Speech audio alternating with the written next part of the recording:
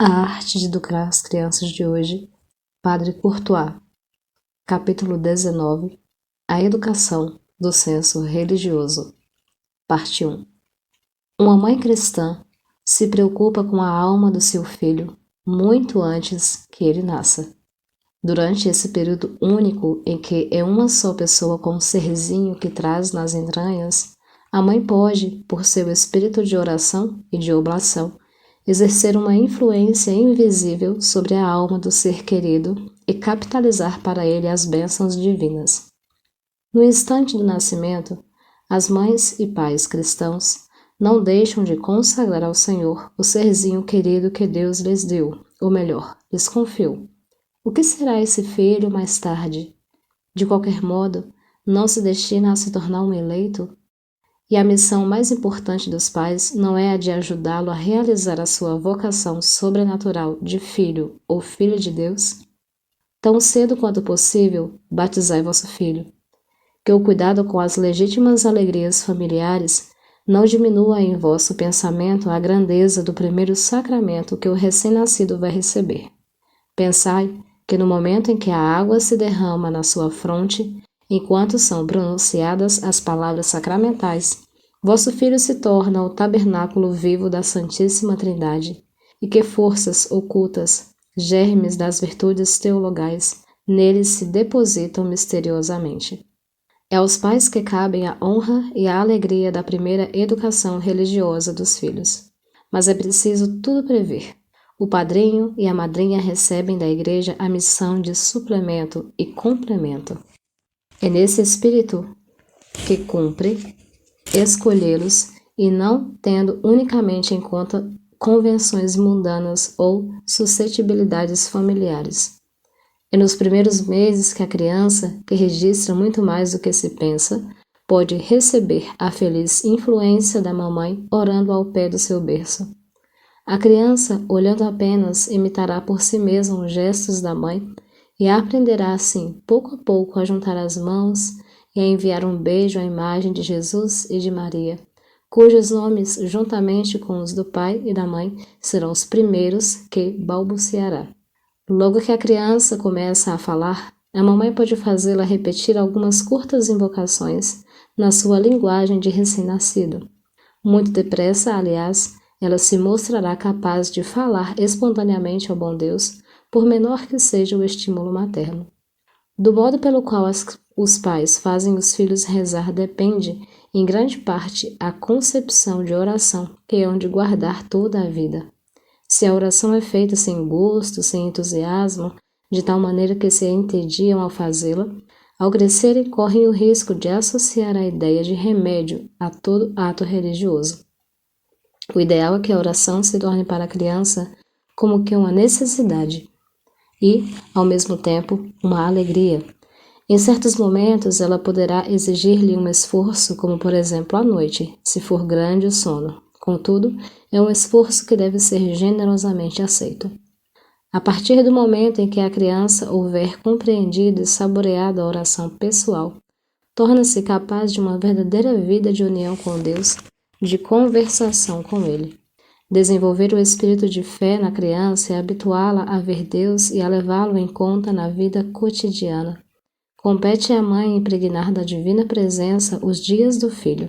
Cumpre evitar que as relações com Deus sejam relegadas unicamente ao começo e ao fim do dia, mas aproveitar as circunstâncias, bem como as disposições do filho, para elevar-lhe a alma naturalmente a Deus, para provar-lhe e fazê-lo sentir o amor de seu coraçãozinho por aquele que o vê sem cessar e o ama com tanta ternura.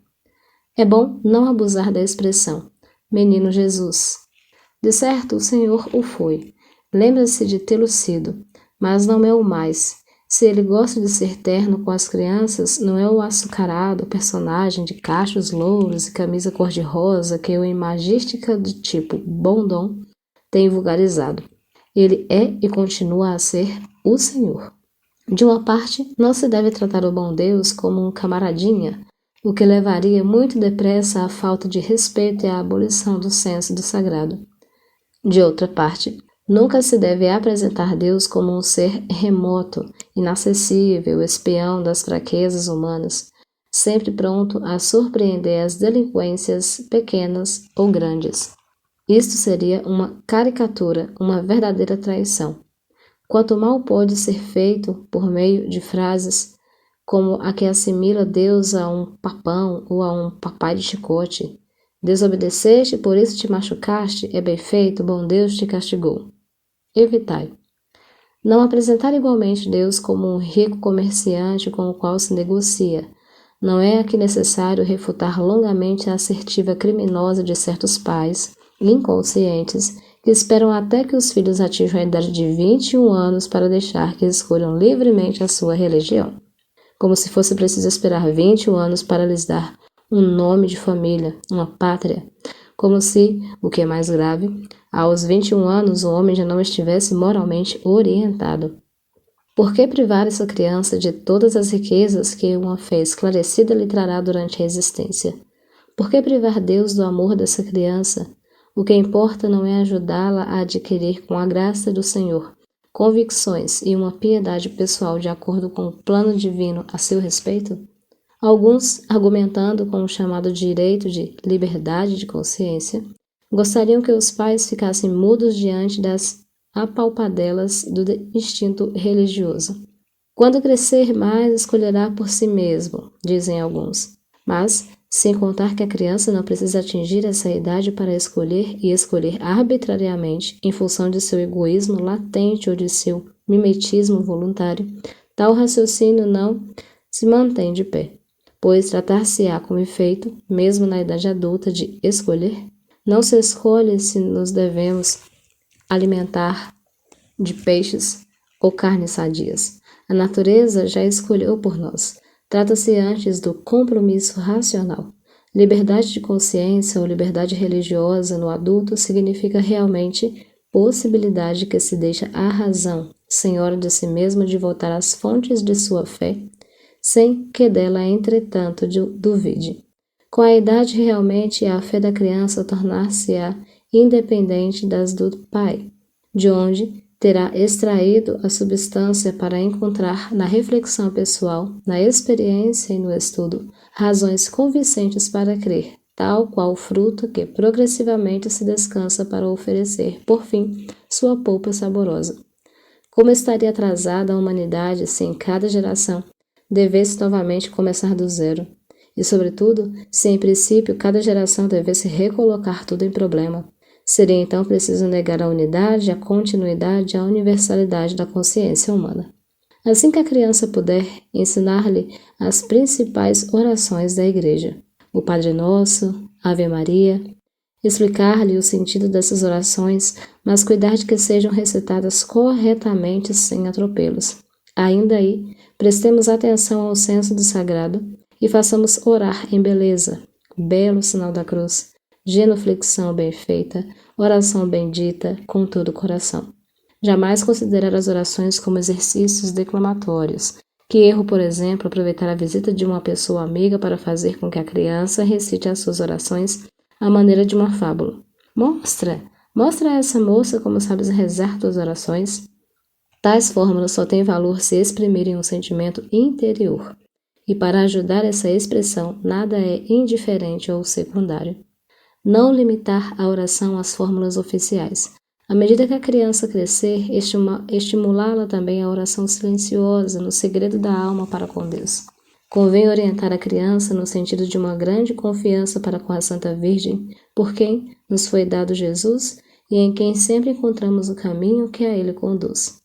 Excelente é inculcar na criança uma devoção prática para com seu anjo da guarda, cuja força protetora é tanto mais eficaz, e Deus conhece as necessidades dos nossos queridos filhinhos, quão mais frequentemente for invocadas. A criança é gulosa de histórias. Não convirá que o mais cedo possível a mamãe lhe conte a mais bela de todas, a de Jesus? Não é também a mais emocionante? Mas, se quiseres tirar dessa história todo o proveito para a educação do senso religioso, é preciso, sem insistência, ajudar a criança a exprimir sua emoção numa reza, uma atitude, uma resolução. Com as crianças, as precauções nunca são bastantes, porque não lhes souberam contar toda a história de Jesus, inclusive a sua ressurreição. Há crianças que permanecem quer no estágio do presépio, quer na fase da cruz. Para as primeiras, Jesus é uma criança como elas, que nunca cresceu. Para as segundas, é um Deus morto. Meu irmão, de 4 anos, conta uma educadora, sempre se interessava pela significação dos crucifixos, mas um dia em que se mostrava insuportável, a governante lhe disse: João Paulo, se não ficares bonzinho, o menino Jesus vai chorar. Meu irmãozinho olhou-a espantado e ergueu os ombros. Ele não pode chorar, porque está morto.